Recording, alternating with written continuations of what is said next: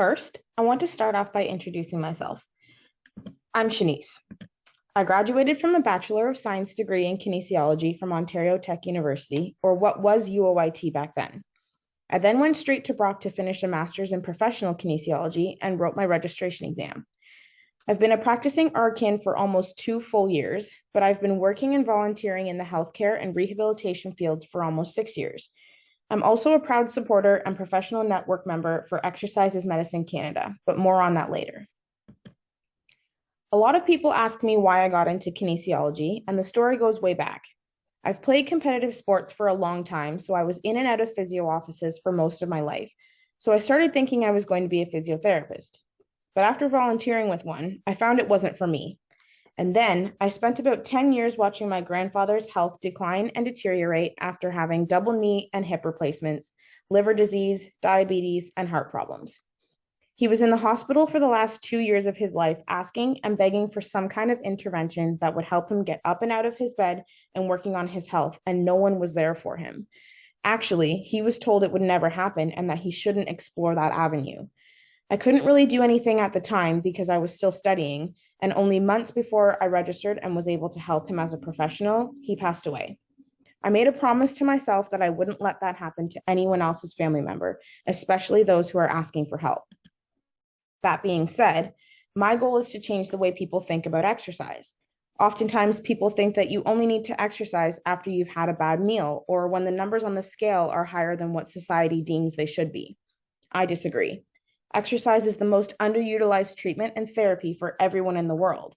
We need to start getting people to think of exercise as a celebration of your body and your health, a motivator to preserve what your body can do, and stop thinking of it as a punishment for a bad day or a consequence for a medical diagnosis. So let's answer another very popular question. What exactly is kinesiology? The regulatory body defines kinesiology as the scientific study of human movement, performance, and function. As a registered kinesiologist, we use only evidence-based research when working with our clients and patients.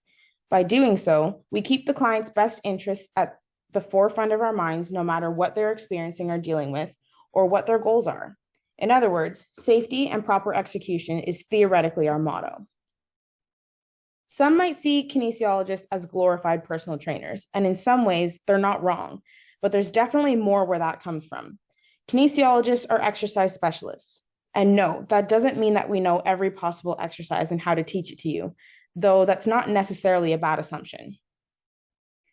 Prescribing exercise for therapeutic reasons is more than just putting together a workout and saying, have at it. And there's a reason that the term kinesiologist is a protected title in Ontario. To put it simply, any kinesiologist can be a personal trainer, but not every personal trainer is a kinesiologist. Let's break this down. There are certain criteria that someone must meet in order to become a kinesiologist. It starts with a 4-year university degree in kinesiology, exercise science, or something similar. If the degree is not accepted by the regulatory college, you cannot be a kinesiologist. And it's all based on what you learn and in what capacity. Personal trainers can start working at a gym like Lifetime or Good Life with only a weekend course and a short practical exam based around demonstrating exercises with a typical patient. Next, you have to apply through the college to challenge the registration exam. It's a 3-hour comprehensive exam that tests your knowledge around chronic conditions and injury rehabilitation and how to properly prescribe exercise as a therapy to these groups of clients, which leads me to the last big distinction between the two. Personal trainers cannot work with those who are experiencing chronic health issues such as diabetes or diagnosed hypertension. Kinesiologists being registered with the college are expected to uphold a certain level of knowledge and experience and have to renew their license to practice annually. If the standards are not met, the kinesiologist can face a formal review or having their license revoked. As I mentioned in my introduction, I'm a professional member and proud supporter of Exercise Medicine Canada. They are a global initiative that advocates for the healthcare system to include exercise as basic prescription for a variety of patients ranging anywhere from musculoskeletal injuries to chronic disease. Basically, they aim to do exactly as their name suggests, use exercise as medicine.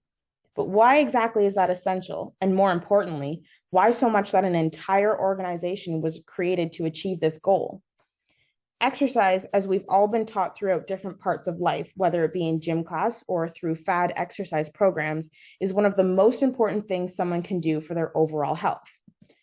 Both the Canadian Society for Exercise Physiology and the American College of Sports Medicine recommend that we get at least 150 minutes of moderate intensity exercise weekly.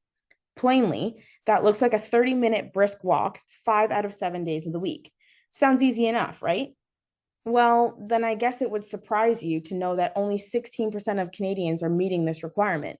That means that less than 2 out of every 10 people you see are getting enough exercise weekly. Add to that the ease of fast food and the increase in prolonged sitting at work, partially due to COVID. You can probably understand why obesity is at its worst. In fact, some healthcare experts would go to the level of saying it's now a global pandemic. The problem is that it's not the only one. Many other chronic conditions are on the rise, whether they're related to obesity and weight gain or not. But there's one thing that they all have in common. They're all caused by or made worse by physical inactivity. In other words, Exercise Medicine Canada, as it grows in popularity, and the doctors and exercise specialists that join and support them are saving lives. So when it comes to the prevalence of chronic disease and the increase in diagnosis, what can exercise really do for you? Aren't you supposed to take it easy when you have a health problem? Can my body even take that? I was told that exercise isn't safe for my condition. Is that true? The easy answer to all of these questions is, would I be here if it wasn't good for you? Believe me when I say that as a kinesiologist, an exercise specialist, and a healthcare practitioner, I have your best interests in mind and at heart. I've been fully educated and have continued to educate myself on all kinds of chronic health conditions and injuries to be able to guide you through exercise as a therapeutic treatment.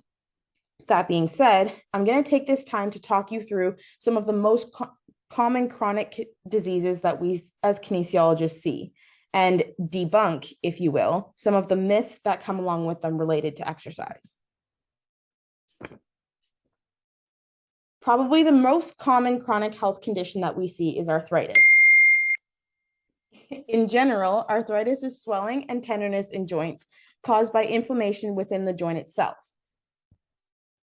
It can affect someone in any joint of the body. You may have also heard terms like osteoarthritis and rheumatoid arthritis as well. They both still deal with inflammation, but the cause of the inflammation is different between the two. Whether you're talking about general arthritis or other types of arthritis, the myths around exercise remain the same. Most often I hear things like, I always thought pain was bad and I'm always in pain, so exercise will make it worse. Or my arthritis started because I don't exercise, so what's the point of starting now? Short answer is motion is lotion.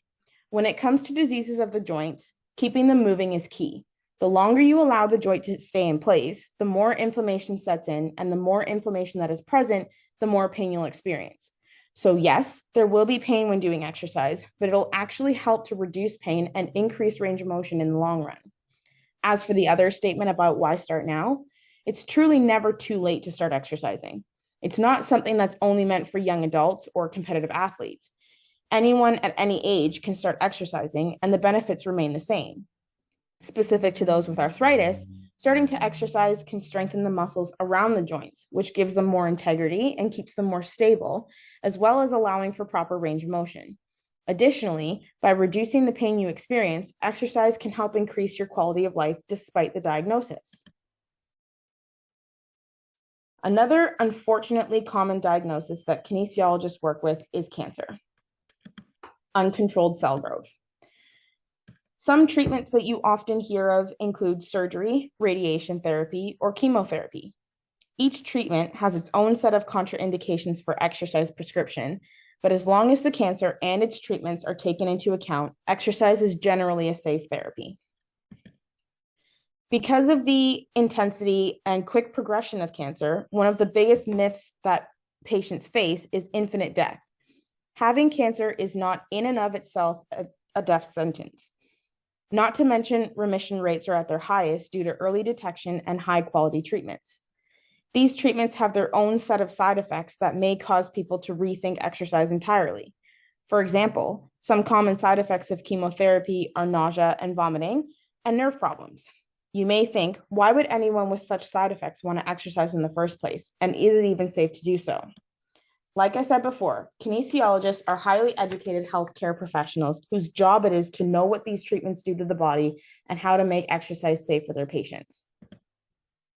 But outside of that, exercise can have some pretty strong points as well. The first of which being that it increases energy levels and overall strength. Treatments for cancer, particularly those which involve drugs or surgery, can really knock the wind out of someone. And as backwards as it sounds, the best way to get back into physical activity and exercise is to give your body the time it needs to recuperate and then get back into doing the things you love. Being able to live your life the way you want also gives you more confidence and makes you happier, which is why exercise is also a great coping mechanism to help with the news of your diagnosis. There are tons of studies that show that exercise helps to boost mood, and this situation is no different on that end. In the case with someone who has diabetes, their body either can't produce or doesn't recognize insulin, which is the body's natural blood sugar regulating hormone.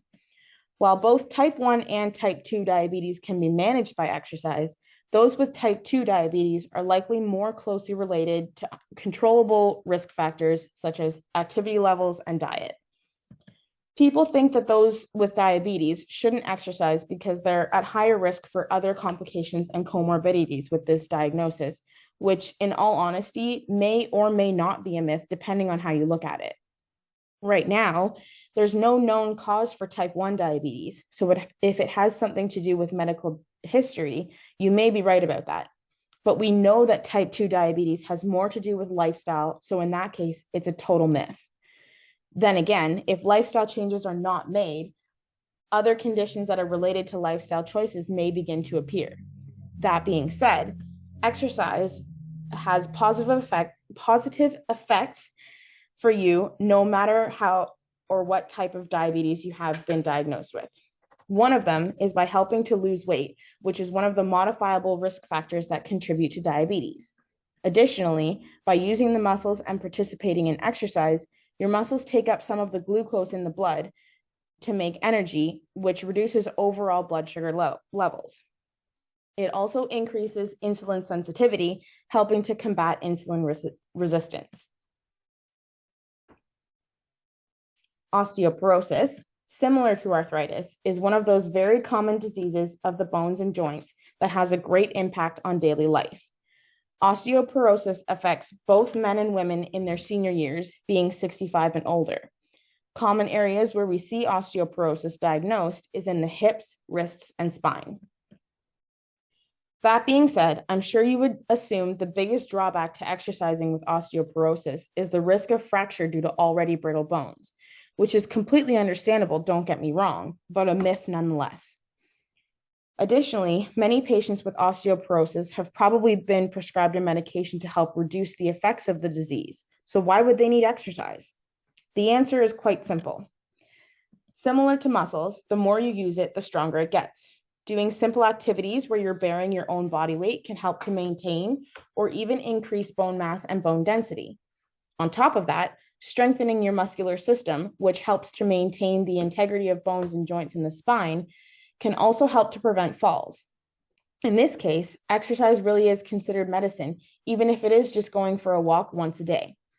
Another thing to keep in mind is that not all exercise is high intensity, and therefore not all exercise will put you at risk for fracture, as long as you're taking care and following directions provided by your chiropractor, physiotherapist, or kinesiologist. That's me. Multiple sclerosis, or MS, presents as a muscular disease, but it's actually a disease of the central nervous system, where the immune system attacks the protective barrier that surrounds the nerves, thereby disrupting communication between the brain and muscles.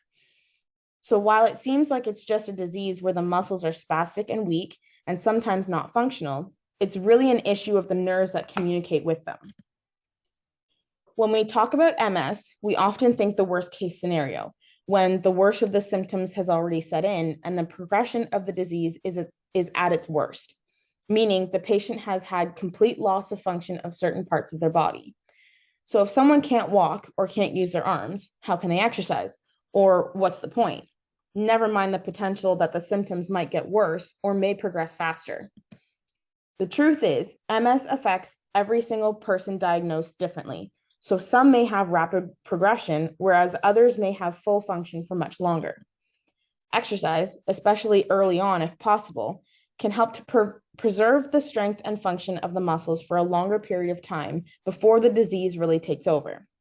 And yes, there is the chance of intermittent worsening of symptoms such as spasticity or muscle fatigue, but studies have shown that it's more related to the environment than progression of the disease itself.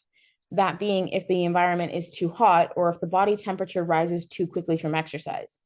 But there is promising research that exercising in a cooler environment or even using things such as stand-up fans can help to reduce this particular side effect. In any case, the intermittent worsening of symptoms is just that, intermittent. And once the body temperature comes back down, you'll see that exercise does not permanently progress the symptoms of MS. Heart attacks and strokes are common enough in the medical system that they have their own branch of rehabilitation in hospitals. These events are caused by a lack of essential blood flow, a heart attack to the heart, and a stroke to the brain. Each event is extremely traumatic to the body and can have lasting effects. Due to the severity and overall fear that happens from one of these events, some might think that they shouldn't push their bodies too much after something like this happens.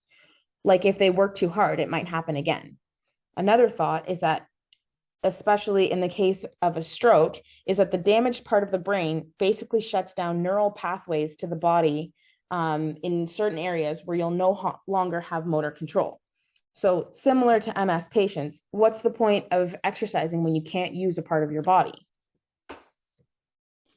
Regarding pushing your body too hard, the possibility of another event happening may be true because your body is essentially weakened after something like a heart attack happens. However, with the medical intervention and emergency medicine that we now have at our disposal, those chances are diminished as soon as you arrive at the hospital. When it comes to losing control of one side of your body or one part of your body, the post-event recovery with physiotherapists and occupational therapists can help to regain most, if not all, of the control of whatever area of the body was most affected. So where does exercise come in? What's the point? Exercise can take the medical treatments that you receive the rest of the way in terms of full recovery. Firstly, by improving circulation and blood flow. Keep in mind that heart attacks and strokes can start with something as simple as high blood pressure. Exercise has a direct effect on lowering blood pressure, therefore improving the overall blood flow to areas such as the heart and the brain. Additionally, when you complete your outpatient treatment at the hospital, increasing your regular physical activity can improve your quality of life post-event and make activities of daily living such as getting groceries, doing laundry, taking the dog for a walk, or sometimes just spending time with family much easier. I spoke earlier about how obesity is being declared as a global pandemic. The official definition of obesity is when someone is severely overweight, which makes it kind of a sensitive topic for most to discuss. But how exactly do you know? Obesity is generally diagnosed by using body mass index, or BMI, which is a ratio of height and weight that essentially tells you what kind of risk you have for other health complications. Some in the fitness industry may say that it's not a number to get too hung up on because it's not reliable. And this is true for some populations, such as competitive athletes or women who are pregnant. The reason being, it doesn't take into account how your weight is distributed through your body. For example, fat mass versus muscle mass, or weight gain from carrying a child. But for most in the general population, it's a very good indicator of where your health is at the moment and what trajectory you're currently on. Personally, I think the scariest thing about obesity is that it's one of those chronic conditions that is directly related to and affected by modifiable risk factors, such as physical inactivity and poor dietary choices. People who are obese or who are overweight and approaching obesity would be afraid to exercise because they may think they're at higher risk for injury due to lack of range of motion or strength, or just because they think their body weight is too much to handle. Either that, or those who are very keen on changing their health habits may be afraid of getting hungry after a workout, which might lead them to eat more and basically reverse the work they did in the first place. Here's the bottom line. Addressing obesity will help you in all aspects of your life. First and foremost, losing the weight can not only allow your body to handle more than before, but it can also minimize your chances of developing other health issues if not treating those you may already have. Additionally, losing some weight can also impact your mental health by improving your quality of life and giving you more of a sense of happiness by allowing you to do more for yourself and with others you love. Now, don't get me wrong. Exercise can increase your appetite afterwards because the body is using sugars and carbohydrates for energy. And yes, you will have to replenish the body after your workout. But along with increasing your exercise comes the responsibility of consciously making healthier dietary choices so that you're giving your body the nutrients that it needs and not just putting any food into your body because you feel like you need it. So we've determined that exercise is good for those with chronic disease, but what if you don't have one? Well, the benefits don't stop there. There have been studies upon studies that support and demonstrate the benefits of exercise on the body's own immune system, from flushing out bacteria from the airway and lungs, to increasing body temperature and reducing growth of bacteria, to just simply reducing stress hormones through the body. Quite literally everyone can benefit from regular exercise, even the healthiest of us. So you're an individual who doesn't have any chronic diseases and your life is stress-free, but there's also the chance of injury, which can happen to anyone with any little movement that your body isn't used to. Generally, you would see a chiropractor or a physiotherapist to treat said injuries, but it's also important to introduce exercise to give the body or to give the integrity back to the injury. Kinesiologists, like myself, can work alongside physiotherapists and chiropractors to put together the best program of strengthening exercises for your particular injury to make sure you're back at 100% you in the fastest timeline. Finally, as I said before, exercise is one of the 5 fundamentals of health, which means that it's literally for everyone. Exercise is used and promoted as a pillar of improving overall health, so including it in an already healthy lifestyle only increases its benefits. Now, after going into so much detail about what a kinesiologist is and what conditions you might have that we can help you with, you may be wondering what it all means for you. Well, in the least amount of words, there is no reason why you shouldn't exercise. I hope I didn't put you to sleep deep enough that you missed all of the benefits of exercising, whether you're part of the general population or someone living with a chronic health condition. Based on my own research and the tip of the iceberg information that I've given you here, it's really no wonder to me why exercise is one of the 5 fundamentals of healthy living. That being said, if for some reason you're in a situation where exercise may be dangerous or that it would do you more harm than good, I would let you know before we even get started. My main priority is you. I'll never give you exercises and tell you to go for it at home, at least not until you're ready. I'll be there for you one-on-one in each exercise session, making sure that your form is proper, your health is only getting better, and that we progress your exercises in a safe and effective way. I'll work with you within your limitations and make sure that you get all the benefits of exercise and minimal side effects. Finally, I want you to know that we're all on a journey here. I may be a kinesiologist and I may have studied exercise and the human body for 5 years, and I love doing what I do, but I'm also human and I struggle sometimes with getting my exercise in. All I mean is that I understand where you're coming from in terms of life and things may be getting in the way, but I promise I'll dedicate my time to you for you as long as you can do the same for yourself as well. Who knows, maybe I'll even jump in on a few exercises with you too. When you join me for exercise in the office, what can you expect from me? Well, first, I'm going to take you through and discuss with you a comprehensive health questionnaire. It's going to give me more information regarding your current health status, what, if any, chronic conditions you may be dealing with and want to address, and any major events that have happened to you in the past regarding your health, such as major injuries, heart attacks, strokes, etc. From there, we'll go through a functional assessment that will test your capacity in various areas of physical ability and fitness. Remember that not all exercise is high intensity, so we'll also test aspects of balance and flexibility as well.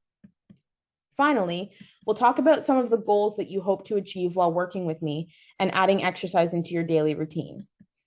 I'm a big fan of setting short-term and long-term goals and making them as detailed as possible because that will not only aid in your adherence to the program and to exercise in general, but it will also allow me to better customize your exercise program so that we achieve your goals together.